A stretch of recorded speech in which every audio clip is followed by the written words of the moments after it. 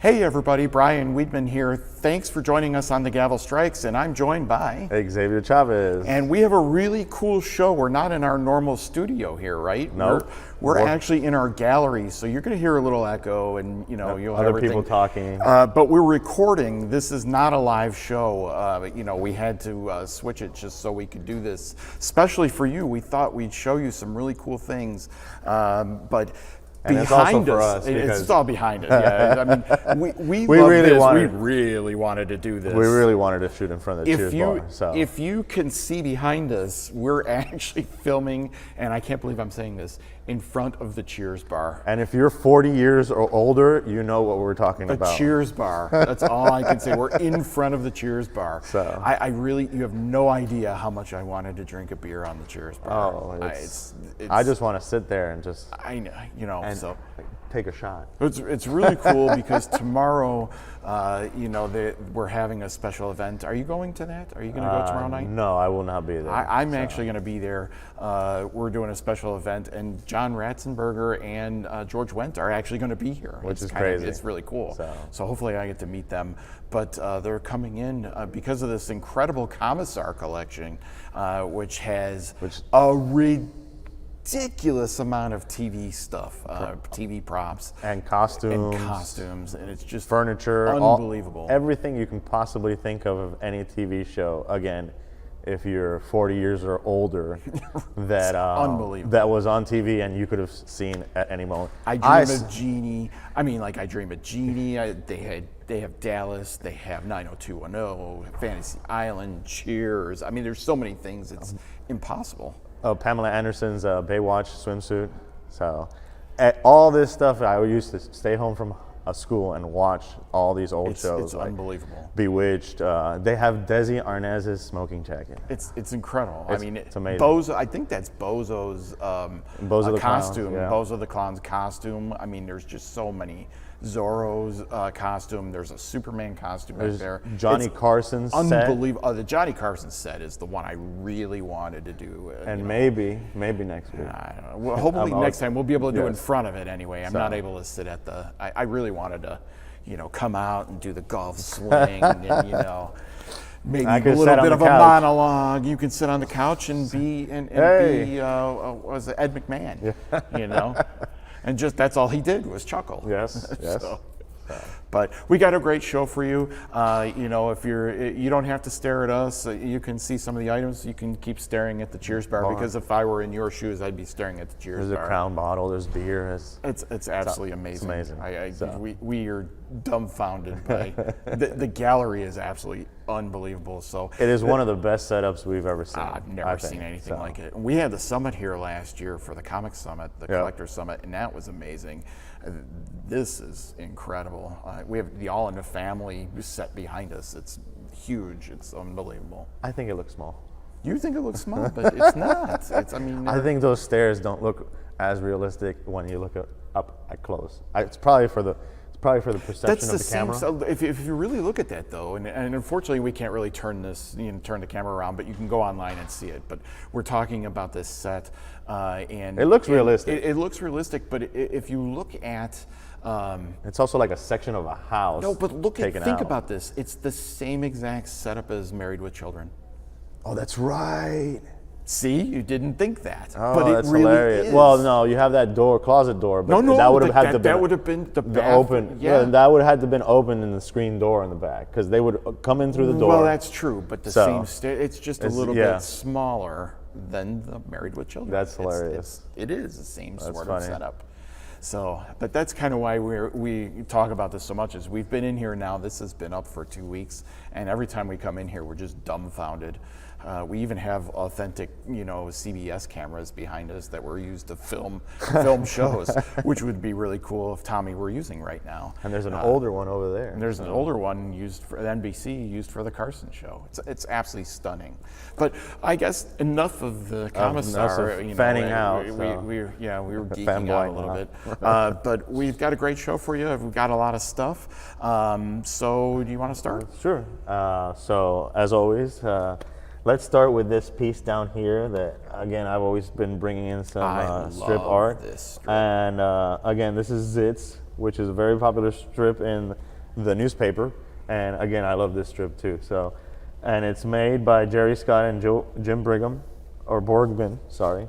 And it's a great piece of how the humor is with the son, and most of the time you see the parent, teenagers, the teenagers. But most of the time you see the parents in the house. This is one of the scenes with them at school, and the girl actually saying again a book report, and then and they're talking about Ivanhoe, and she's saying how romantic and sexy it is, and they're all saying, starting on what page? So again, great example of this strip, great example of this artwork, and just a nice piece in this weekly auction. I think it's still under $500. Don't quote me on that one, but things will change, and we're not able to flip back and forth like we normally do because we're recording. And Tommy can't be that that man behind the cameras as well as he can usually. He's also a little disabled today, so. Yeah, he got lippy, and Xavier decided to... No, that was all you. That was not me. You tripped him with a camera cable. No, I gave the order. Okay. Oh, really? Really? No, we're just joking. Tommy's in good health. Don't worry about him. Yes. So here we have a Thunderstrike page, and again, Thunderstrike is one of those not main titles, B or C titles, but we have other Ron Frenz and Al Milgrom pieces in this auction from Thor, and the Thor pieces are usually 2 to 3 times the Thunderstrike, but the Thunderstrike pages have just as good images, if not better, of Spider-Man and Thor on the page. Again, look at this great image of Spider-Man coming at. That's a great half-page splash. Exactly. So, and it's the shadowing, the dark imaging of Spider-Man in the face, and then the Thunderstrike Thor here losing the hammer and then having to go after it. Again, just a great page with great action, and again, a fraction of the price when it is a Mighty Thor page of the same time period of the same artist. So. Don't mind us. The beeps and buzzes and closing doors happen. Yes. We're just echoing. It's all. Don't worry. Next, we have this great page by Howard Porter and Art Thurbert, and I brought this page along because of the imagery and this perspective of it. It's a great page too. Yeah, the way that again your eye focuses to the middle, and it's all these Supergirls. But it's this great spiral in the middle that it causes an effect the more you stare at it. So it's again a great page, under $500. And how many Supergirls are on there? Oh, there's a lot of Supergirls. I really like the Witch Supergirl right here. So.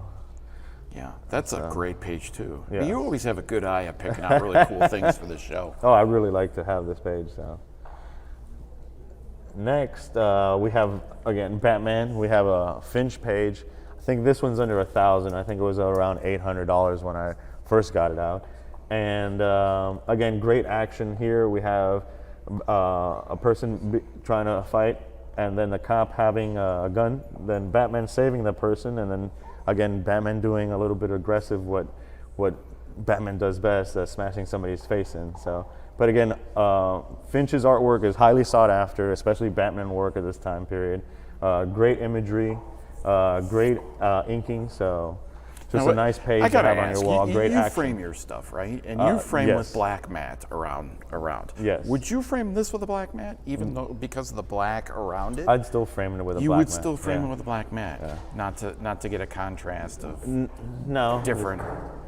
The few times that I would frame without a black mat, if it was something painted.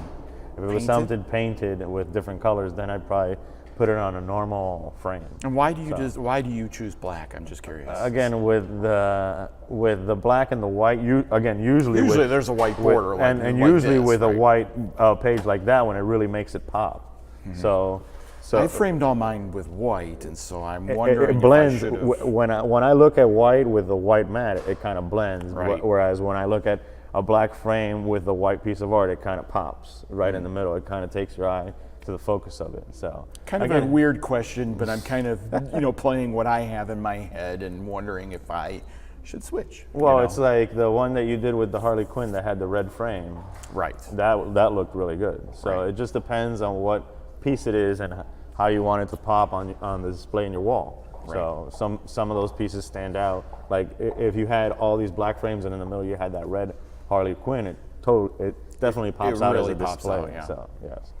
So again, so Batman page by Finch, great sought after newer artist, great action in this page, and from the main Batman titles. So, and continuing on with. And if you can't tell, Batman doesn't like guns. Just saying. Yes. And going from the Finch Batman piece to this Ryan Sook Batman Dark Crisis, a page from the series. And I brought this one along because, again, Ryan Sook is a great newer artist. He's been working for a long time, but one of those newer names that are popular. And you have all these different uses of the ink and different techniques of artistry with the smoke here and smearing it for more smoke effect, the shadowing, the use of light for texture on the sofa, and all the detail in the machinery here. Also, the use of ink for the shadows of the background tubes.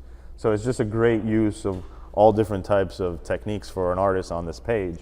And You're a it's just fan of great Alfred page. too, right? Oh yes, and I used to collect Alfred, and so I brought this page along because, again, it's Alfred. What he does best is waiting for Batman. And again, if you read the Earth 1 series, that's when I really became a fan of Alfred, is because you saw how he trained him as a younger kid when It he almost took looks like he's got Mr. Freeze's helmet on. So, again, this That's is kind of interesting. It's a Elseworld kind of series. It's Dark Crisis Batman, so there's a lot of different stuff going on. As you can see, the Batcave is not so much the Batcave as it is the normal Wayne Manor on the inside. So it's very interesting. That's interesting. So, and going from that, we got a page here.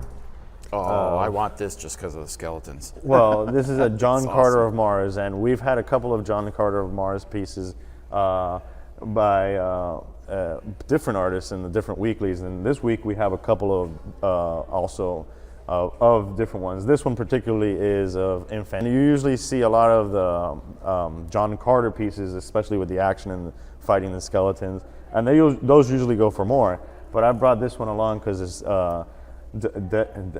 help me here. Deja? Well, how do you say Deja. her name? Deja Thoris. Mm-hmm. I always mess up her name. So this one I brought Deja fighting skeletons, which is a great, again, great scene, great action. And then the main villain is stopping the skeletons to fight her. But I also brought this one along because it's a great example of censoring a page. So they originally drew her underclothes just that small, where it was showing a lot more leg, and then the editor came in here with red, which is can be edited at the final process, but to show that her underclothes needed to be a little bit bigger. So it's a fun piece that has a little bit of extra red editing ink for that purpose. So it's just a cool example of a page of Infantino of John Carter of Mars, but also a great example of How they needed to self-censor. And what they needed to do that back in the day. What I really like about the skeletons is that they don't have round skulls. And each one of them is kind of wonky, almost like they've been through the ringer. This one's a little more rounded, but even then has a little bit. I kind of like that. Normally you see skeletons and it's all just this perfect skull. And that's not the case here. It's really neat. They look way more evil that way to me. And this has a nice sketch of her back here. Again, preliminary of what they're doing.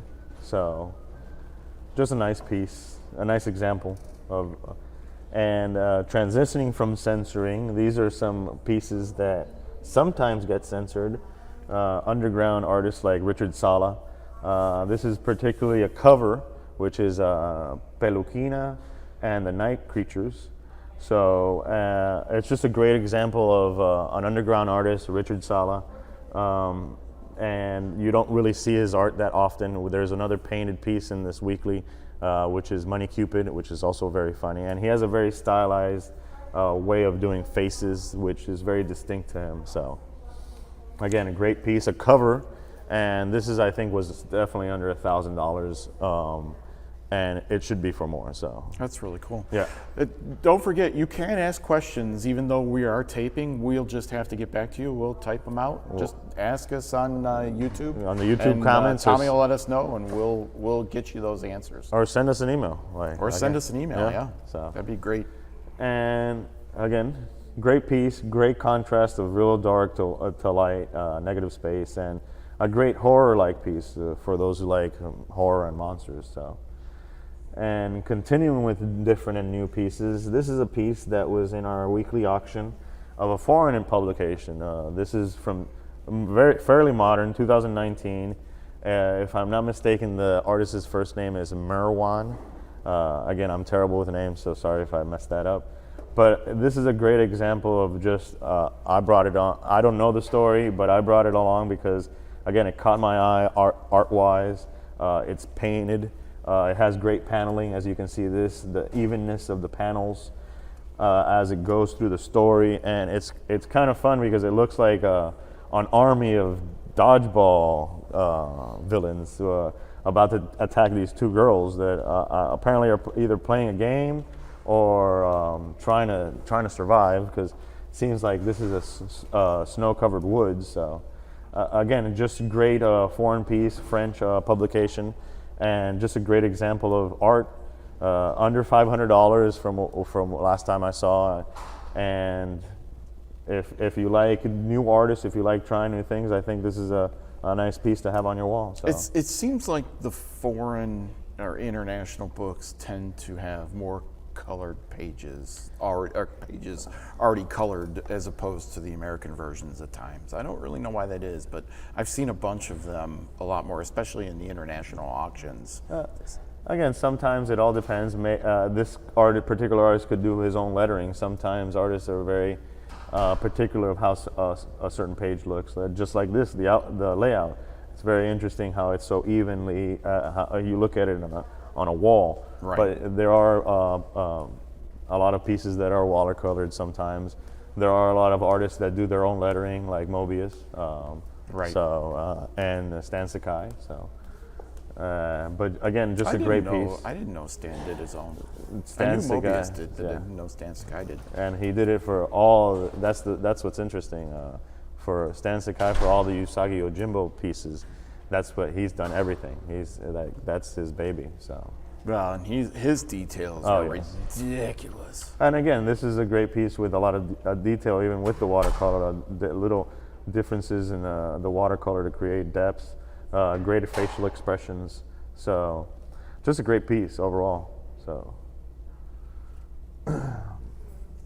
next, I brought this piece along because it's Tony Harris of Ex Machina fame, and again, it's a great Dr. Manhattan image as Death with the sickle. But this is also it's like a tarot card. It is a tarot card. Oh, wow. And this is one of those things that DC did. If you remember back in the late '90s through 2000s, DC did a lot of tarot card sets. I don't remember that. Yeah, and you could buy. They did a lot of Sandman ones. They did a lot of Dreaming. A lot of the different Vertigo series had a lot of that stuff. And this is one of those newer Vertigo tarot sets of, again, a Dr. Manhattan as Death. And you got the Great Skull here, you got the number 13, you got the sickle, again, you got the Doomsday Clock in the background, you have him, and Tony Harris, which is a great artist with different mediums. He usually does a lot of airbrush and color. This is a black and white piece, so like his JSA Skull comic that I don't remember the full title now. But again, a great piece. It has a little bit of whites used here for detail. As you can see, he cleaned the brush a little bit here on the corner, and over here as well. So again, just a great example of small Tony Harris piece, if you like, and a tarot card which was published, and from all those DC series tarot cards, which again is news to you, but I remember a lot of those. You own the store. And next, I brought I love commission. these 1 minute later pieces. Well, I love them. This is particularly a commission that I usually don't bring commissions. I usually don't buy commissions. But Francisco Francavilla is one of those Italian artists that he doesn't sell any of his art. And he has them all. He has all the monster covers he did for Marvel. He has all the Mondo prints that he's done. He has all his art, from what I understand. And I met him one time, and he did the first V for Vendetta that anybody had asked him to do, and he said it was one of his favorite characters, and I actually have that at my desk. But it's this a cool piece. This is again 1 minute later of Francovella's of Steranko's Nick Fury, Dali melting Persistence of Time. And again, it's just a great example of Francovella's art. It's a great 1 minute later, and just a beautiful mock cover that anybody would love to have on the wall, and I'd love to have this piece again was not cheap even in 2008 from the artist, and it's definitely right now at the price it is, it's definitely very, very cheap. So I suspect that if any fans of Francovella's work see this, it's gonna shoot up. Putting in proxy bids. They're gonna shoot up at the last minute. Yeah. But this is again a great piece, a great example. And he usually doesn't do something this big. He usually does smaller pieces now. This is again a great commission mock-up cover. So great piece to have by him. And he doesn't, like I said, he doesn't let any of his published work out. So this is as close as you're gonna get to having a great example of his. So. That's awesome. So he won't even go to shows and he'll go to show. He won't sell his art at shows. No, no. Really? Again, I've met him twice, and he has not. He's a very nice guy. Again, and he's very cool. But he's got a lockdown. yeah, he does not sell his art. He doesn't sell his published art. At least not yet. So maybe the estate will one day, but who knows if some of us will live to see that day. So. What are you trying to tell me, X? I'm not saying you. I'm saying other collectors too. What are you trying to tell me, X? Again, I could die tomorrow. So, and finally, this is my last piece, and I bought this Michael Zuli witchcraft piece because, again, Zuli has Sandman fame and other very famous titles he did for DC. And if you've ever seen some of his Sandman pages, he did them in his pencil, and it's beautifully detailed. It's beautiful full pencils. And this is kind of close to one of those Sandman pages, except it's ink. You see the beautiful detail that he can do, the different inks to create depths and shadowing, and just, again, great paneling of life in the turn of the century, pretty much, with the stylized clothing, the top hats, and again, great cross-hatching to create these different panels in the middle. A great example of his workmanship and his detail to art. So, and if you can't afford one of the Sandman pages, this is the next best thing. So, a witchcraft page or one of his other publications. So, just a great example. And with that, Brian here brought a piece of art. I actually brought an art piece. I never bring art pieces. Brian brought an art piece. Yay. He was pulling out his art and he goes, I didn't bring this. I don't think. And I said, no, it's because I did. So I just wanted to point out, so we have the Garfield Showcase auction. Yes, we do. That ends tomorrow. The final day is tomorrow.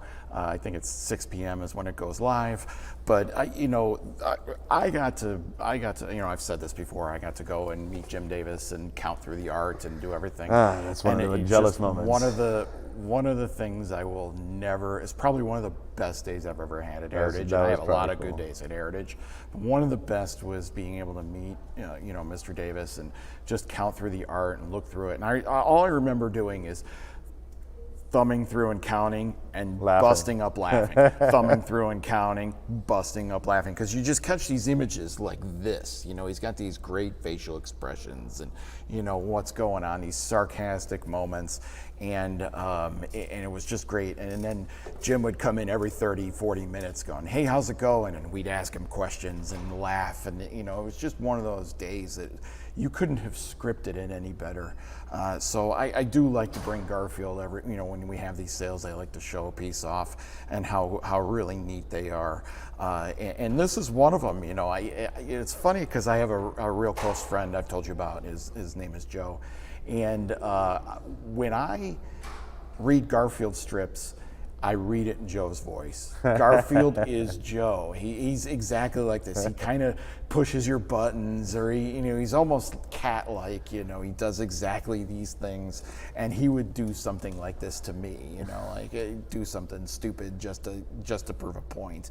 So it's funny when I see things like this. These great Garfield gags. I I think of my buddy. Garfield's voice to me is a low baritone. It is, but I don't really necessarily read it as more the attitude. You know, and it's just the Joe attitude. It's almost the exactly nonchalant, identical. I don't care. Yes, it's incredible. But then when he's in trouble, he really cares. You know, it's amazing that he does this. But this is a great. You know, who would have thought he's going to do something so silly, pull it all, you know, do all this, and then wake him up a different way. Well, it's like a story panel. It's Right, basically, right. yes.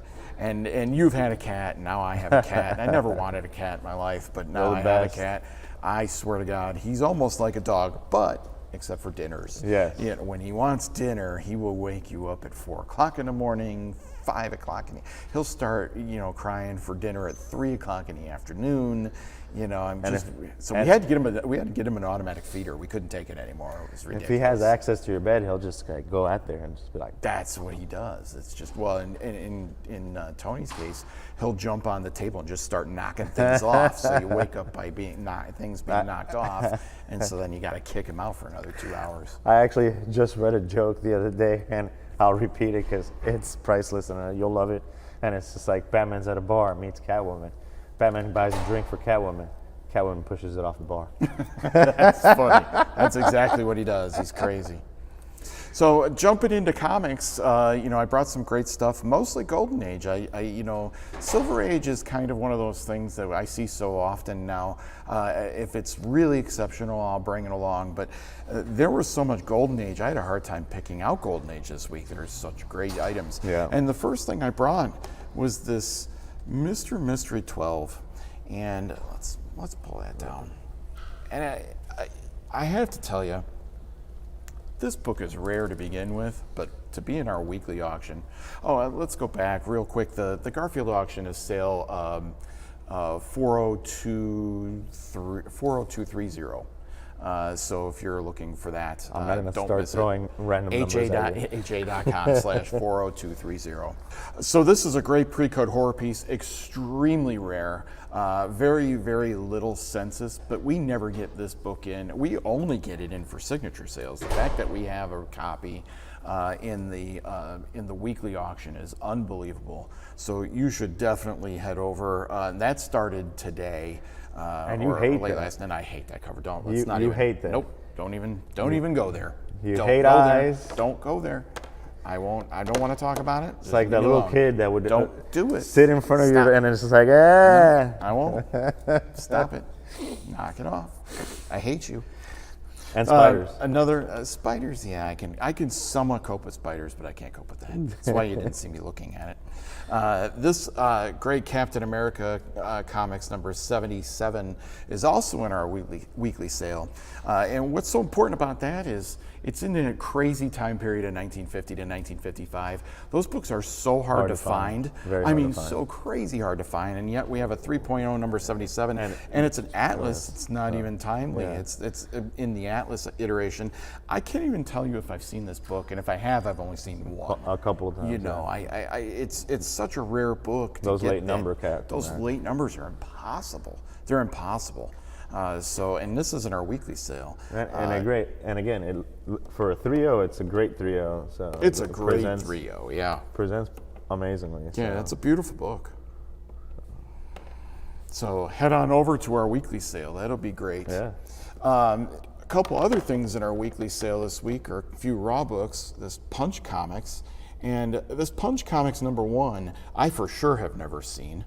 I've never seen a Punch Comics one.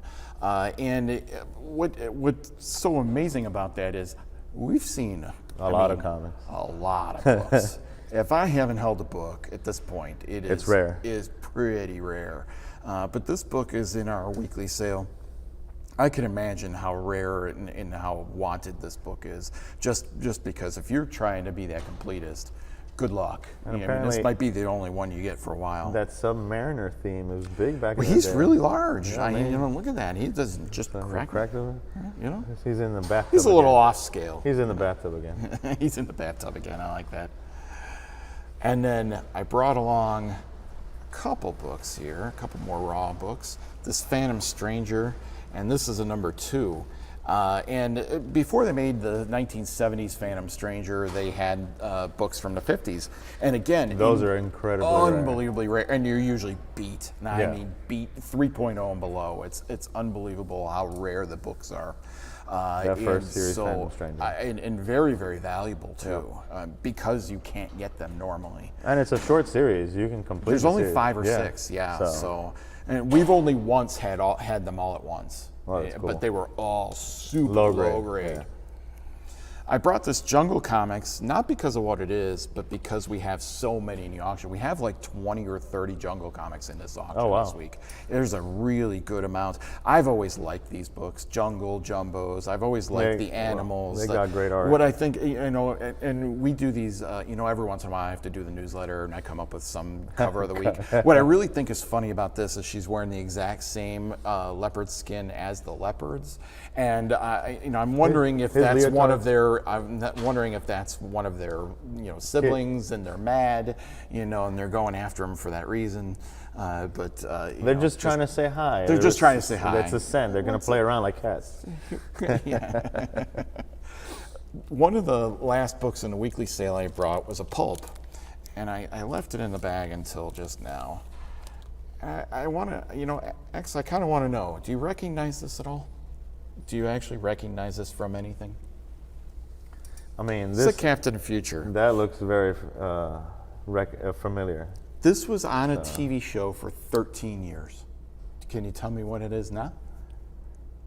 A TV show. It was shown almost every TV show. Was that in the? Oh, it was the poster of The Big Bang Theory. In Ding, the ding, background, ding, ding, yes, you got it. that's right. It's the poster in The Big Bang Theory. That's It's right. sitting right That's next hilarious. to the door. Yes. And so I brought this because That's I've that's always hilarious. wanted this book because of that TV show. And we're surrounded by by all this TV, great TV items and props and everything. But I thought this was really cool, and we have it in this sale. funny. It's we're in the gallery. I And brought it's a it great along. sci-fi It's cover. a great sci-fi cover. And honestly, sci-fi covers in the 40s and the 50s, they're relatively cheap right now compared to 1920s, 1930s stuff. A lot more common in general. Now that may not be the case when everybody wants it, and or in high once grades, it starts being graded. But this is one of those things that I had to bring it along because of it was in The Big Bang Theory for so I long. was just like, when you said in a TV show for 13 years, I was just like, What TV show ran for 13 years just recently? And the last 2 books I brought are war books. This is a sale 40223.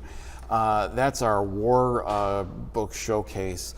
And I have to tell you, if you have war books from the 1950 to 55 and they're in 5.5 even or 7.0 or higher, that is almost like a 9.2. Those books are so rare at that level. They just don't exist. They were thrown away. They were burned. Everything from that time period was tossed. And speaking of burn, And speaking of why I brought them, I'm a big fan of the flamethrower covers. What a horrific way to go. But there are very few flamethrower covers from 50 to 55, and I've liked them. This is one of them. I don't have either one of them. But if you look at this That's is a almost an Don Heck EC cover. Well, this is a Don Heck cover, and this is also. Was it Horrific? It's a Horrific cover, same image, with the face and the bullet through the brain. So that's kind of why I brought it. So that's a Horrific cover, and then you've got the flamethrowers on both sides. You've got it here and you've got it there. I think it's absolutely. That's the War Fury one. You got a terrible skeleton. Yeah, you've got a War Fury 1 here in 7.0, which is very, very high grade, and then you've got a War Comics 11, both flamethrower covers. So, and again, that goes to like niche collecting, where it's just like it's you kind of collecting within collecting, Yeah. so to speak. I like reflection covers, or we've talked about it before. I like the black covers because they show up all the flaws. So if you can get a nice black cover, but that's kind of why we collect, is to is this sort of interest in that. So. But here's where I would tend to ask you if you guys had any questions. But as I said, we're filming this, so please, if you do have questions, either leave them on the YouTube channel, or you can get a hold of me at brianw@ha.com. That's BRIANW@ha.com, and X has an email too. Or let them have one. They let me have They one. let you have one. Or you can reach me at xavierc@ha.com. That's XAVIERC@ha.com. And this is the first time we've been in a show together in over a month, well over a month. I think that's it's true. like The 3 last 2, trips yes. because I was on trips for the last 2, and then I think the one before that you were on a trip. Yep. So it's been a while since we've been. The gang is back together. It's kind of Mission like from God. it's kind of like Norm and Cliff coming into the Cheers bar. Hey, we get to see each other. All they needed is the Blues Brothers suits in here. Oh, that'd be great. The Blues Brothers suits would have been funny. That'd have been great. With the suitcase. With the and the handcuff. I just want the hat and the sunglasses and the suit. That'd be great. That'd be awesome. But guys, thank you very much for joining us. I don't think we have any trips anytime soon. I'm not going anywhere. I'm not going. I have a trip in June. I'm going to HeroesCon. So if you're going to be in Charlotte, I will be there with another coworker. But that won't interfere with us doing the Gavel Strikes. We'll be here. So hit us up. Thank you very much for joining us today. We do appreciate it. The Cheers Bar. If you guys really take a look at that sale, it's called the Commissar Collection. Just for trust fun, me, the stuff it's there. Amazing. They have the Keebler Elf house, like where the Keebler elves actually do the little things. It's amazing. Like, Absolutely amazing. Anything you can possibly imagine is there. It's So. the catalog is that thick. I don't know if you've seen the catalog. Yeah. It's like that thick. It's crazy. So thank you very much for joining us. We really appreciate it. I'm Brian Wiedman. And I'm Xavier Chavez.